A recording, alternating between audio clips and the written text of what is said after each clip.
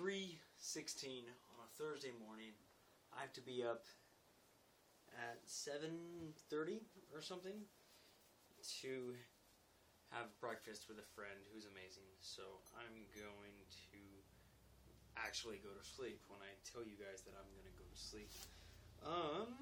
Construction Stories Part 52, Front Row Seat. Something actually happened that's worth telling. On my other... Forget it, I quit. I try to keep it associated to construction, but sometimes it varies. But I digress. So, front row seats. Amber, today... Okay, backstory.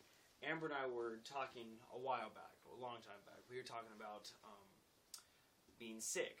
And I was talking about how, I have a decent immune system, and usually when I throw up I feel better. And she was like, I also have a decent immune system, and when I throw up it gets worse. So her thing is that when she gets sick, if she lets herself throw up, game over. Just game over. Shut off the game, throw away the GameCube, blow up your TV, light your house on fire. The game is over, man.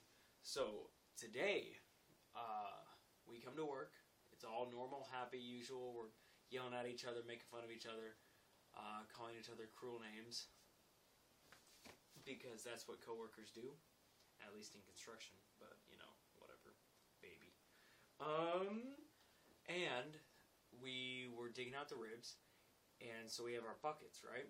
And I look over, and Amber had been quiet for a little while now. I'm like, that's kind of weird. Because that's not normal. So I look over, and she's sitting there, she's kind of kneeling there, and she's holding her bucket, and she's like,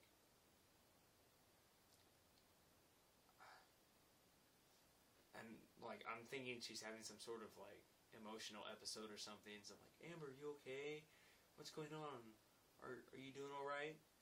And then I was like, wait, no, well, she's about to pick up the bucket, right? Because she's holding it right here. That's kind of weird. But she does that when she's picking it up. Because she's small, and so she has to actually pick stuff up and then carry it while, you just pick it up and whatever.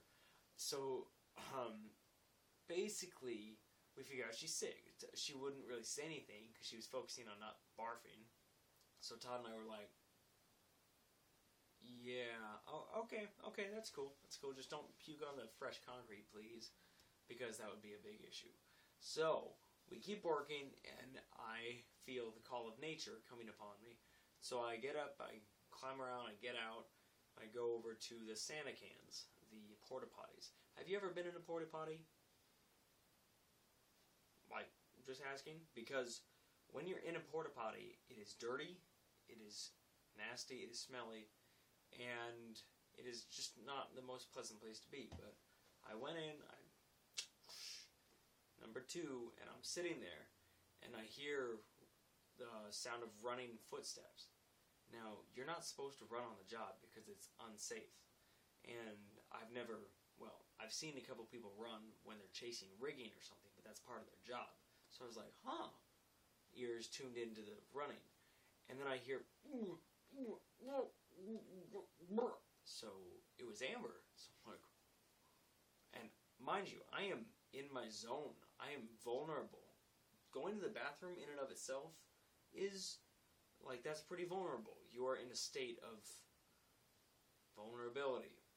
And when you're in a porta potty, it's multiplied by 5, because somebody could just, trip into it and just knock the whole thing over. Or, if you just gave one of those doors a good kick, it's not going to stay shut. It's going to bust wide open. So... I hear Amber, and I'm like, oh, well, okay.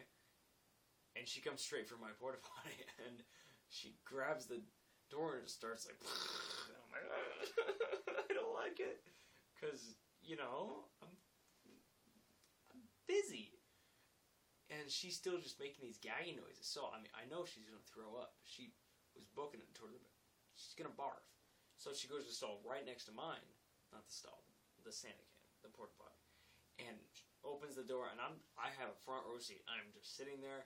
I'm not coming out until she's done, because that would just be terrible, because I would be the reason that she didn't get to be inside of this one. And so I just hear and she's just going hard. You know, puking is never a fun experience, and I could tell that hers was a very not fun experience. So she finished, left, and I was like, okay. And then I got out because, you know. And then she left because, like I said before, when she ends up puking, it just gets worse. So she just went home, and that's completely understandable. Like, that's fine. We worked an 11.5-hour shift tonight, which is probably in part due to her not being there to help, do stuff. But it's totally okay. More money from me. My check is going to be bigger than hers this week, so win-win situation. I'm going to go take a shower, and I'm going to go the freak to sleep, and then I'm going to wake up early tomorrow. So I hope you have a wonderful day, and I hope you have a lot more sleep than I do tonight.